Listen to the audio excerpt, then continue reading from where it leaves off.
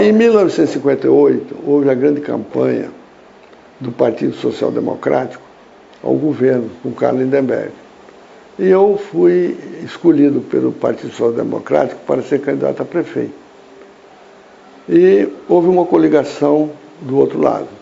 Eu terminei oficialmente não vencendo as eleições por 200 e poucos votos. Oficialmente. Não vou dizer o resto porque não posso, certo? Mas eu já atuava lá politicamente, assim, de modo que ser candidato foi uma coisa natural. Não foi assim uma coisa imposta, não veio. E Barra de São Francisco, nessa época, também era uma cidade pioneira, que não tinha água, não tinha luz, não tinha asfalto, nem coisa nenhuma, era barro. Mas, felizmente, teve lá um prefeito muito bom, que foi José Merson Vieira, nós fomos colegas de campanha junto, e ele foi bom prefeito, que botou paralelepípedo nas ruas, botou água, e etc, etc. Eu não pude continuar a obra dele porque terminei não conseguindo, nas urnas, daquela forma, ser eleito.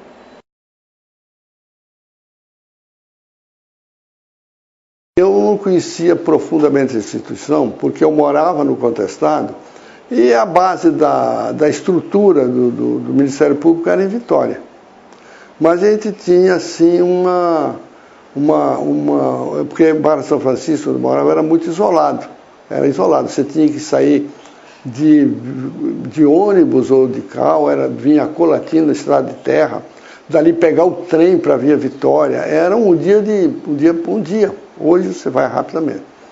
Então eu não conhecia bem a estrutura, mas a estrutura era conhecida da seguinte maneira: era a procuradoria, o procurador, finalmente o subprocurador, e praticamente os promotores. Só com o aumento da população, o aumento do Ministério Público, que foram criados, então, os cargos de procuradores. Então, a estrutura não era grande. Só passou a ser maior depois que o Espírito Santo aumentou a população, cresceu, e veio também a estrutura concedida pela Constituição Federal de 88, né? Estabelecia a regra para o Ministério Público, da independência do Ministério Público, e etc. De modo que a estrutura não era muito grande, mas a procuradoria era enfeixada na pessoa do procurador. A primeira comarca que eu atuei foi em Mantenópolis. No dia da instalação da comarca de Mantenópolis, eu fui a essa festa administrativa. E me lembro bem que eu fui de jipe, num jipe pessoal meu, e levei comigo o doutor Paulo Alves, que era promotor em Barra de São Francisco e que tinha sido designado para representar o Ministério Público lá em Mantenópolis. E nós fomos por uma estrada antiga de Barra de São Francisco, Itaúninha, passamos pela Córrego da Onça e chegamos em Mantenópolis. Então, conheci Mantenópolis antes mesmo, eu conheci Mantenópolis antes de ser comarca e depois que foi instalada a comarca de Mantenópolis. Mantenópolis foi criada pelo Estado, praticamente, para ser um ponto avançado do Estado do Espírito Santo contra Minas Gerais, que estava invadindo praticamente a área do Espírito Santo, daí que deu o nome de Contestado. Então era algum lugar isolado, praticamente, porque havia uma grande dificuldade para ir a Mantenópolis, tanto ali por Pancas, Vila Verde, como de Barra de São Francisco para lá. A dificuldade era grande porque ela fica do outro lado da montanha. Então Mantenópolis ficou assim um lugar praticamente sem nenhuma estrutura. Quando eu fui promotor lá, basta dizer o seguinte: só tinha uma casa, que eu chamo, está até no meu conto, uma casa velha, grande, na pracinha, que era o fórum. Não tinha nada. A cadeia pública, que era no sopé da montanha, tinha um posto de saúde que não funcionava, e não tinha água encanada, não tinha luz elétrica. A luz elétrica era um motor que dava luz assim de 6h30 até as 9h30. Não tinha, ninguém possuía automóvel. Não tinha nenhuma pessoa, não tinha nenhum médico, nem dentista, nem advogado residente. Então era um lugar praticamente como se fosse uma vila de projeção para conter o avanço de Minas Gerais, que estava perto ali, São João do Manteninha, que é perto de Mantenópolis, já era estrutura mineira. Depois vem Ametista e outros lugares. Por isso era um lugar praticamente que ermo, em que as pessoas não ficavam lá. Então a dificuldade era muito grande. Tanto assim que eu fui promotor lá, fiquei muito tempo lá, mais de 3 anos, e por mim vários juízes passaram, mais de 5 juízes. E eu fiquei por lá. Antes de mim, teve um juiz lá que fez até uma casa destinada ao Poder Judiciário e que nós usávamos lá, que foi o doutor Jó Pimentel. Então, as dificuldades lá eram imensas. Se chovesse, a gente não podia sair, era difícil para sair, porque as vias eram todas de terra, a montanha era difícil para subir, era muito difícil para sair de lá. E interessante que em 1966, eu fiz um relatório, a pedido da Procuradoria, mandava que eu anualmente fizesse um relatório. E nesse relatório, eu me lembro que eu não achei esse relatório, estava perdido no meu, eu fiz várias mudanças, não sei onde é que está. Eu dizia isso justamente, que não havia nenhuma estrutura social, política, econômica em Mantenópolis. E eu quis ir ao distrito de São Geraldo, que é a 18 quilômetros de Mantenópolis.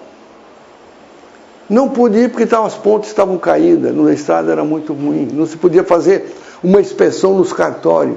Eu estou dizendo que só fiz inspeção nos cartórios de Mantenópolis, quando eu podia fazer, e cá no Santa Luzia da Onça, que tinha um cartório novo criado lá.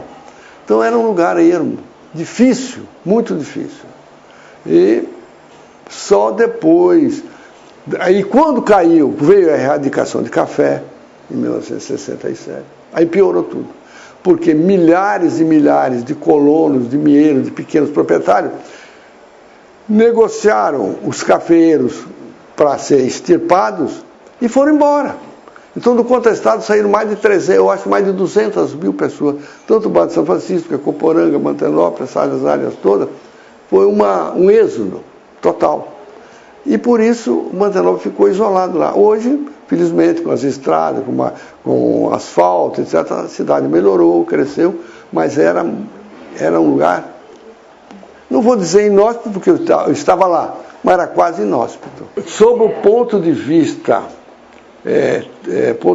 assim, material, de locomoção, de chegar lá e de estrutura para trabalhar, essa foi a mais difícil. Porque o fórum, como eu você, era uma casa velha que não tinha nem banheiro. Era uma coisa mesmo assim de pioneirismo. O contestado é muito interessante.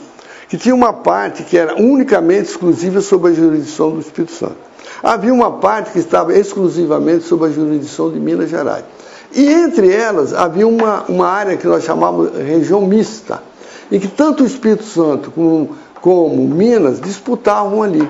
Muitas vezes um crime, por exemplo, acontecia nessa área mista, os mineiros faziam um processo rápido e mandavam para a comarca de Mantena. O Espírito Santo também fazia e mandava para Mantenópolis. Isso foi motivo de esse atrito judicial terminou num conflito de jurisdição que foi julgado depois até no Supremo Tribunal Federal, dando prioridade àquele que primeiro iniciasse a ação penal.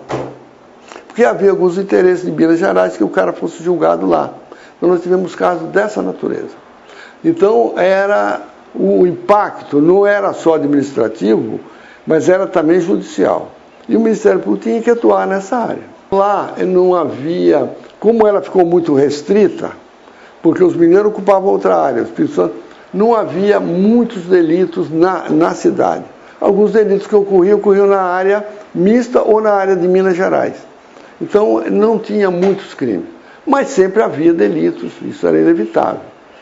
Então, dizer que houve inspeção na época feito pelo doutor Aníbal Ataíde, grande procurador. Lá ele encontrou todos os instrumentos de crime, estavam todos guardados, desde pedaços de pau, facão, garrucha, espingarda, estava tudo guardadinho lá. E então, Mantenópolis era essa dificuldade.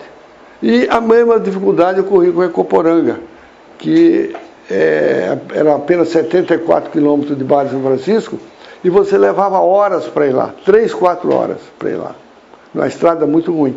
Então o juiz, o promotor, que ia também para Ecoporanga, tinha que vir para Barra de São Francisco, parava em Barra de São Francisco, daí no outro dia vinha para Vitória. Então era praticamente sair de Vitória para Barra de São Francisco, no outro dia para Ecoporanga, 2 dias. Era uma luta muito grande. E eu também trabalhei em Ecoporanga como promotor. Eu trabalhei rapidamente em Barra de São Francisco como promotor, porque eu não tinha atuado muito como advogado e eu não queria ficar muito ali. Eu fiz uma passagem rápida em Barra de São Francisco como promotor, mas fiquei também em Ecoporanga, Mantenópolis, mais Ecoporanga e um pouco em Barra de São Francisco. Até uma coisa interessante de uma acusação da minha parte. Eu fui fazer um júri em Ecoporanga, eu estava lá, e havia um processo assim, que causou, lá não se causava muito impacto, porque a violência era comum, certo? Mas esse caso era interessante, porque o delinquente foi matar um sitiante, um proprietário, ou poceiro, não sei, lá no interior de Ecoporanga. E chegando lá, ele não encontrou o cidadão. O cidadão estava ali, trabalhando em algum lugar. Mas aí o filho dele, de jovem, menino de 6 ou 8 anos, estava lá. E o menino estava brincando com uma bola de meia. Então o delinquente ficou brincando com ele, com o garoto. Despistando ali, ficou brincando com o garoto. Aí quando o pai chegou, ele matou. Então aquilo causou um pouco de repulsa, né? Da má qualidade, ficar brincando com a criança para que a vítima viesse descontraído, vendo aquele homem brincando com o filho dele, e ele era um assassino. Bom, eu peguei o processo, li, acompanhei e tal, no dia do júri. E júri é difícil, você sabe disso. O júri é sempre difícil para fazer, porque a gente não sabe as correntes subterrâneas e as correntes que existem na sociedade a favor dos delinquentes também, certo? Então, eu fiz toda a exposição, eu quero dizer assim, o fórum era assim, em Ecoporanga, num lugar que a gente via, Ecoporanga tem uma pedra enorme, assim, ao lado, de forma cônica, bonita, grande, pedra enorme. E de onde eu estava, de onde estavam os jurados, a gente podia pela janela ver a pedra. Então, depois de fazer a minha exposição de acusação, me veio a inspiração de fazer uma comparação. Eu disse o seguinte, que era preciso condenar aquele cidadão, porque ele, e mandei que os jurados olhassem para as pedras, olhem para a pedra. Eles olharam, aquela pedra tinha mais sentimento do que o delinquente. E por isso ele foi condenado.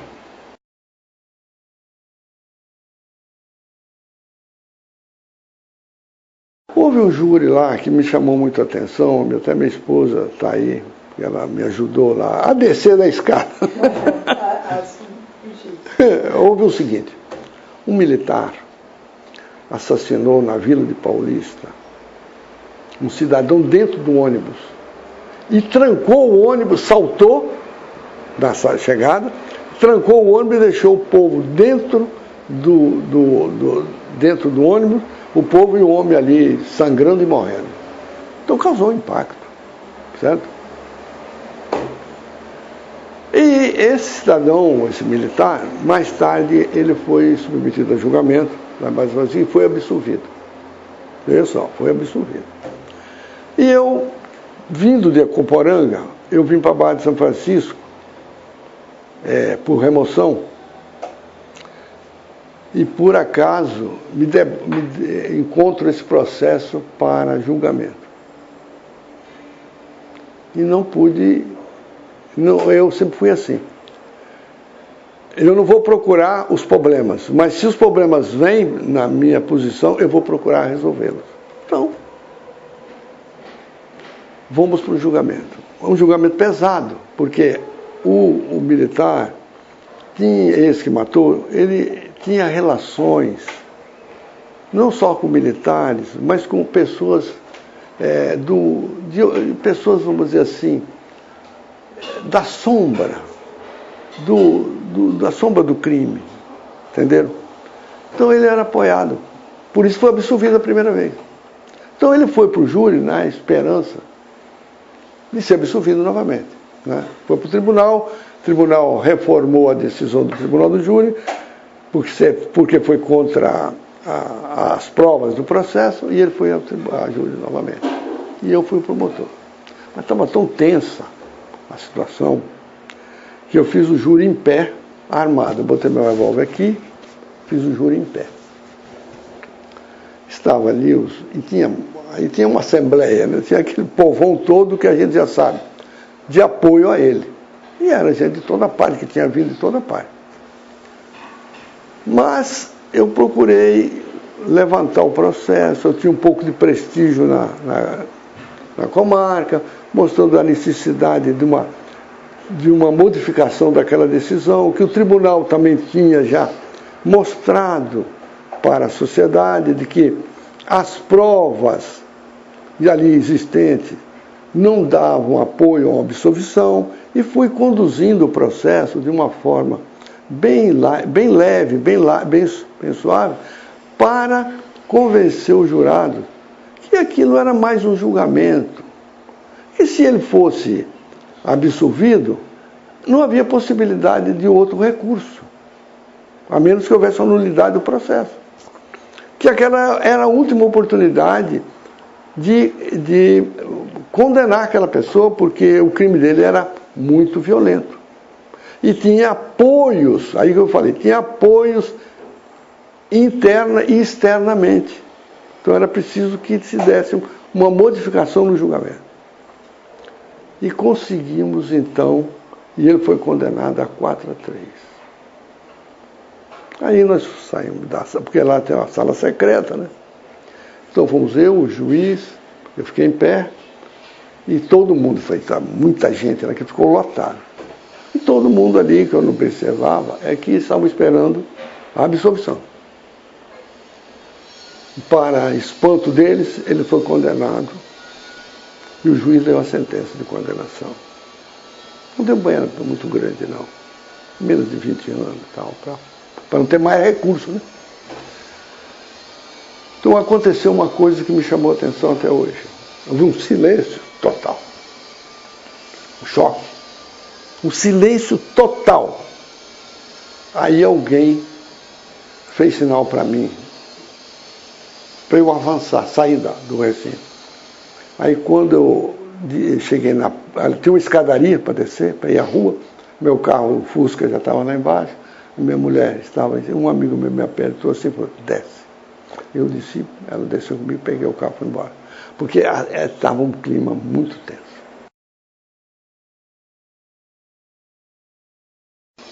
O que eu achei, por exemplo, interessante, que eu pude fazer uma análise interessante, foi social, foi no município de Itapimirim.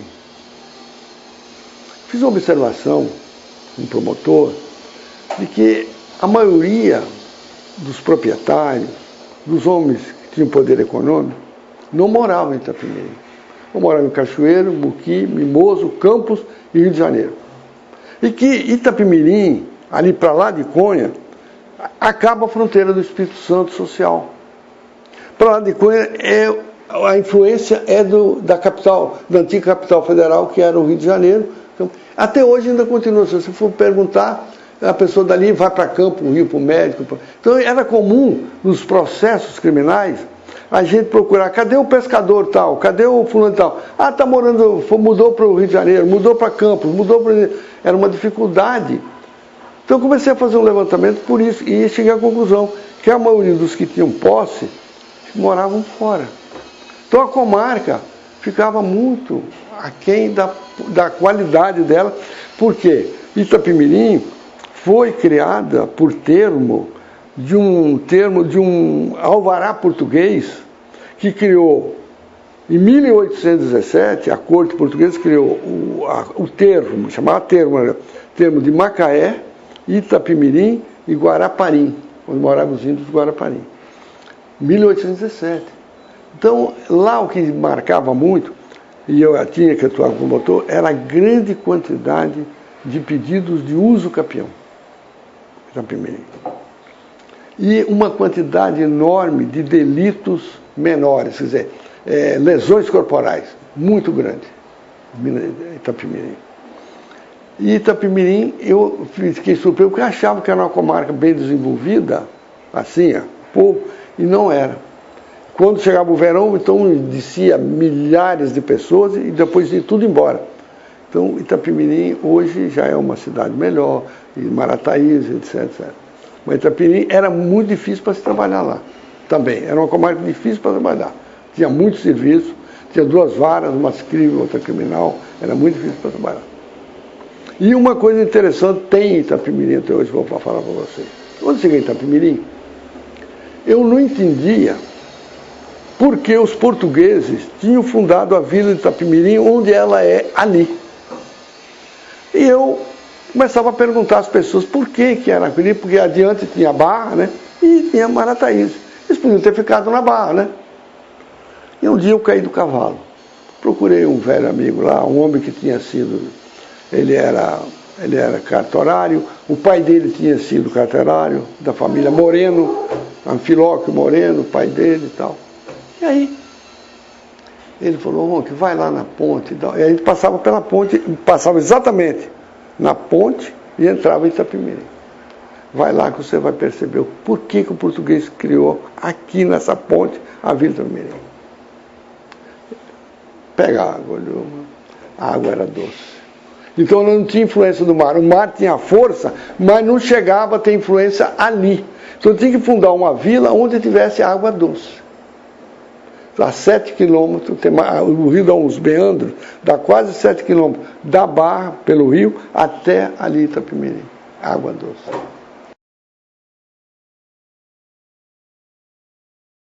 Eu acho que a grande atuação assim, que foi divulgada em todo o Estado do Espírito Santo foi a atuação do Ministério Público no combate ao Esquadrão da Morte.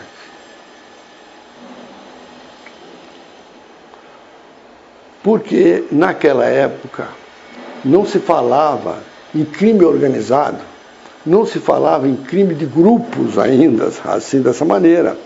De modo que era um crime que nasceu de dentro da própria polícia civil. Então teve uma repercussão muito grande. Jornais falavam disso tudo. E o Ministério Público teve uma atuação muito boa. E aí foi o promotor Elias Faisal que conduziu a acusação. Quer dizer, um processo muito grande, mas o júri foi conduzido, foi feita a acusação pelo Elias Faisal, que era bom orador, homem inteligente. Então, o Ministério Público, representado ali e a sociedade representada pelo doutor Faisal, houve um detalhe muito interessante, porque na época os promotores e os procuradores não usavam o que nós chamamos aquele de beca, aquela indumentária respeitosa que se usa no momento de julgamento de justiça. Mas o procurador-geral usava para a presença dele no tribunal. No dia do julgamento, no primeiro julgamento, o doutor Carvalho, Carlos Guilherme de Carvalho, bota assim, compareceu no tribunal do júri e passou a beca dele para cobrir o corpo do doutor Faisal num gesto de apoio ao Ministério Público. E ele pôde fazer, então, aquela oração de acusação com todo o apoio da Procuradoria que foi muito importante. E eles foram condenados mais tarde. É um detalhe. Então, eu acho que isso foi, assim, de repercussão até nacional. A minha promoção foi por antiguidade. Então, tem pouca coisa a falar. E como procurador, eu trabalhei só na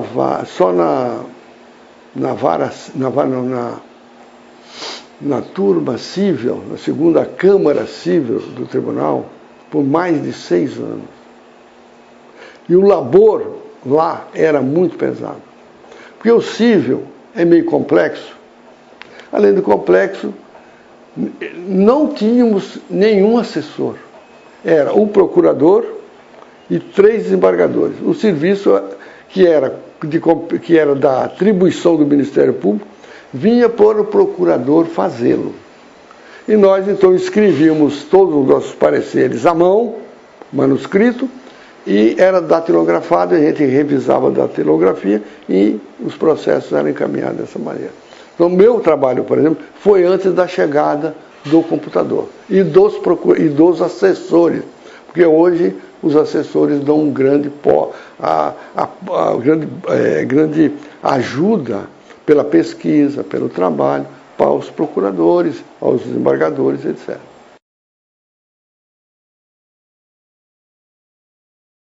Bom, eu acho que no Conselho é um sistema coletivo e a gente procura manter, assim, a ideia central de todos, quer dizer, forma um tipo de uma alma nova, quer dizer, o Conselho tem diretrizes a serem cumpridas, né? E então a gente procurava encaminhar os problemas de uma maneira que fosse sempre com correção, né?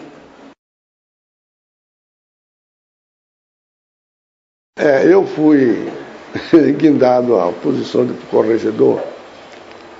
E como todo mundo sabe, a posição de corregedor é para, a palavra está certa, corrigir. Mas felizmente foi uma época de bonança, foi tudo bem. O procurador-geral era o Dr. Benedito Amós Ferreira.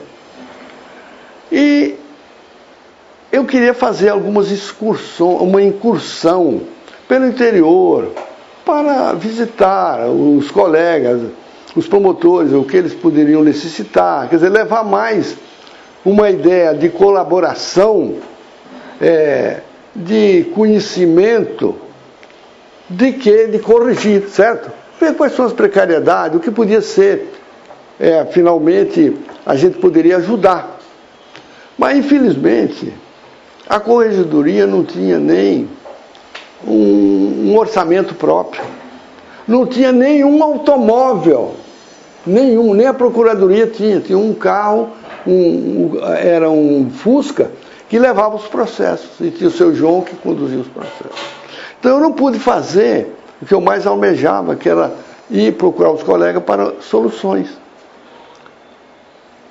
Então eu tinha que entrar em contato com eles por telefone, através de ofícios, etc., para manter a corregedoria em ordem. Infelizmente deu tudo certo. Mas eu estou mostrando a vocês a dificuldade que nós tínhamos na estrutura do Ministério Público, do seu ponto de vista material, de não possuir nenhum automóvel para o corregedor sair para ir a qualquer lugar.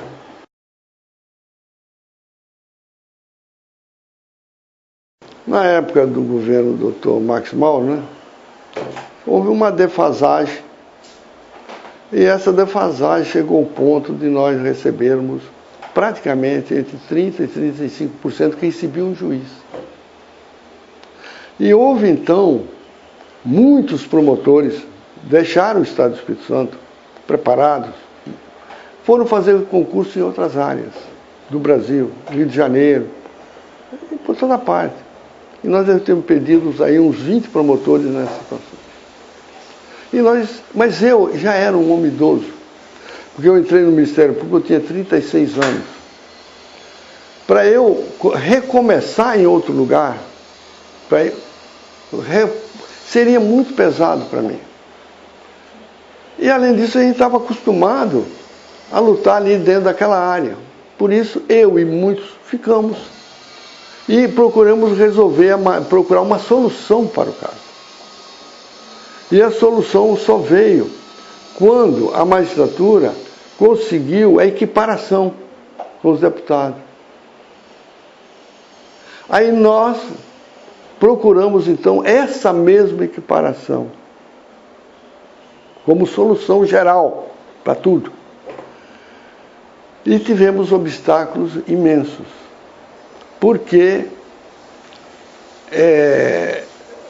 o Estado, na época era o governador Albuino, doutor Albuino, e nós conseguimos, finalmente, que a Assembleia Legislativa aprovasse para dar ao Ministério Público algo semelhante à magistratura.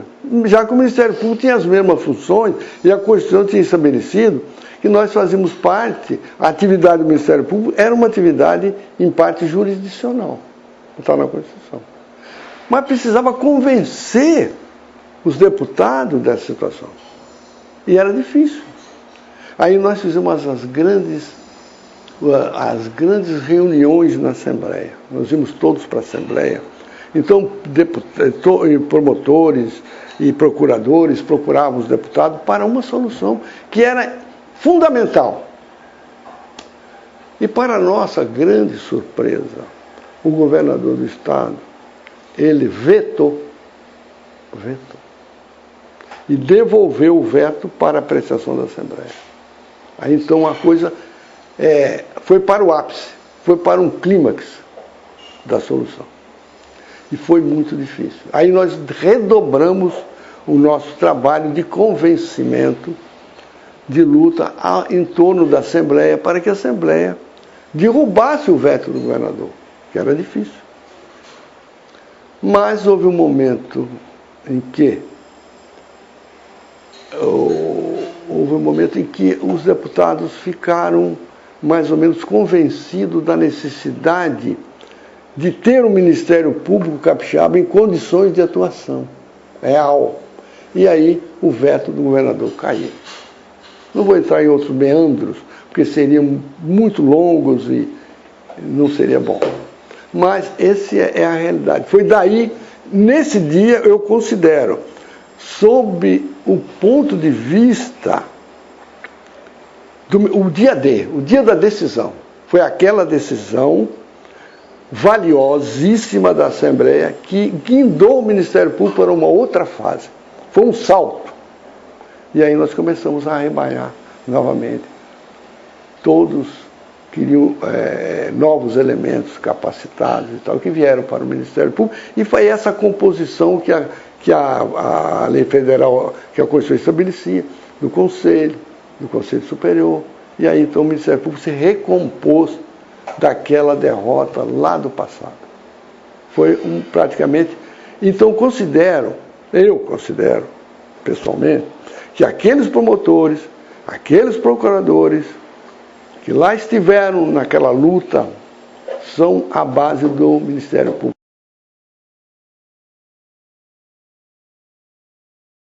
Eu fui para a subprocuradoria e lá, como subprocurador, foi-me dada a função pelo Elias Faisal, que era procurador, nós éramos colegas de faculdade, etc., colega de muitos anos, mais de 30 anos.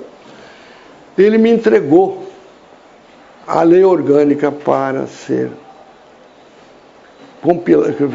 reorganizar a lei orgânica, porque tinha uns trabalhos assim sobre a lei orgânica, umas cópias de Minas Gerais, de São Paulo e tal, e aquilo era muito complexo, muito grande. Então eu me dediquei todo o tempo para estruturar a lei orgânica. Depois que a lei orgânica, nós fizemos essa estruturação, conversei com o procurador, então ele achou que nós devíamos levá-la à Assembleia Legislativa para análise, discussão e aprovação. E para a nossa grande surpresa, quando lá chegamos, a pé, eu e o Elias Faisal, que era perto também, a Procuradoria da Assembleia, procuramos o presidente o secretário, mostramos a ele, mostramos a Constituição e tal. Para minha grande surpresa, os deputados ainda não tinham compreendido profundamente a posição do Ministério Público. Um deles chegou a falar conosco: não, essa mensagem vocês têm que levar ao governador, para o governador remeter a mensagem para a Assembleia. Eu falei: não, existe aqui na Assembleia, existe na Constituição Federal, independência total do Ministério Público, administrativa, financeira, jurídica e tudo. Aí nós deixamos, então deixa aí que nós vamos olhar. Ficou lá o nosso trabalho, nosso desejo de uma aprovação rápida, mas aí foi ser procurador Elci de Souza.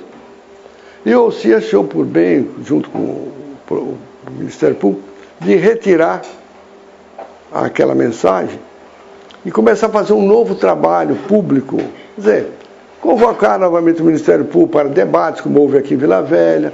O Ministério Público começou a reexaminar a lei orgânica, e o povo foi tomar conhecimento, e o Ministério Público chamou os jornalistas. Então deu, assim, uma ideia da necessidade que aquilo, o Ministério Público precisava daquela aprovação. Aí, quando foi feita a remessa, já estava mais ou menos esclarecido, tanto na Assembleia como no povo, a necessidade porque era uma determinação da lei, da Constituição, a estabelecer a lei orgânica do Ministério Público. E assim foi feito. Tem alguns, eu acredito que possa ter, hoje ela deve ter alguma coisa para ser refeita, passado tanto tempo, né? E acho que alguma coisa já foi feita. Mas a base fomos nós que procuramos fazê-la. O Leal, procurador-geral, na época de Chiquinho, que eu conheci ele como promotor em Barra de São Francisco, que tinha sido promovido da comarca de São Mateus. E foi talvez uma maior amizade que eu tive no Ministério. O Leal era um homem, fala da pessoa dele, boníssimo. Nunca vi dele uma ideia, uma palavra para prejudicar ninguém. Se ele não pudesse ajudar, não prejudicaria ninguém. Ele foi um procurador excelente, trabalhador e um homem muito bom, e que ele conseguiu, na época, já naquela época, que antes disso tudo aí, nós tínhamos, o Ministério Público tinha um vencimento mais ou menos aproximado com o dos magistrados. A queda veio depois. Porque o Leal era um diplomata. Ele ia ao governador, ele ia aos desembargadores, ele gozava de uma amizade extraordinária. Tanto dos desembargadores, de juízes, de promotores, ele era um homem excepcionalmente diplomático. Por isso, ele manteve o Ministério Público unido. É a perda dele, quando depois ele se aposentou, foi magnífico da Faculdade Colatina, etc., e veio a falecer de problema cardíaco. Mas ele foi um homem que soube manter, mesmo sem as leis, antes da Constituição, ele teve aquela capacidade de organizar o Ministério Público, não deixar o Ministério Público cair, pelo contrário, melhorar. Eu queria falar uma coisa interessante. Eu queria falar sobre o Ministério Público do passado que eu conheci. De que o Ministério Público, em frente ao palácio do governo, ali o Palácio Anchieta, havia uma casa do lado de baixo, que foi demolida porque embaixo tiveram que fazer a avenida hoje, ali ia chamar Avenida 1º de Março. E ali eu pude conhecer o doutor Alfredo Cabral e José Sete. Ele era vice e José Sete era o procurador. E eles dois que faziam todo o serviço do Ministério Público na instância superior. Era tão pequeno o Ministério Público nessa época, mas já estamos na época de 1950, por aí. Então o Ministério Público cresceu muito, né? Hoje é uma instituição enorme, nem sei quantos promotores tem mais de 20 procuradores, então hoje é um imenso de um trabalho que se desenvolve por toda... E outra coisa, a Constituição, deu obrigações, deveres ao Ministério Público que não estavam anterior, como a defesa do meio ambiente, do idoso, do menor e etc. Então, houve assim um leque de obrigações que envolve educação, envolve o Ministério Público praticamente como um defensor da sociedade. Pois o Ministério Público, o promotor é um defensor da sociedade, total.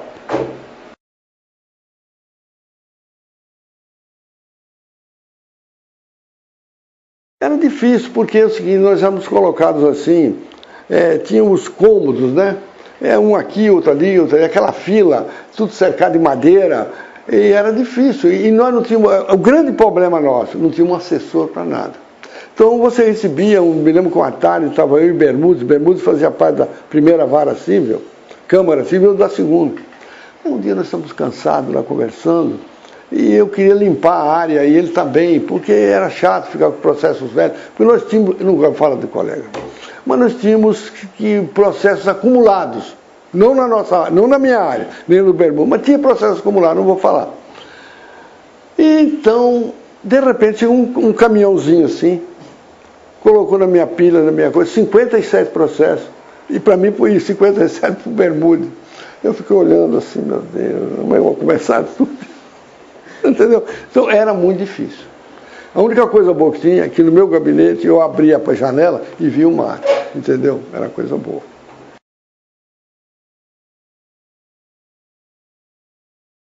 A mensagem é que eu acho que o Ministério Público ele evoluiu para ser um defensor da sociedade. E como tal, os promotores têm que ter esse encargo de aceitar a população, de ouvir a população, e que eles não se tornem uma organização elítica e se distanciem do povo, mas pelo contrário, que ajude o povo a poder ter justiça.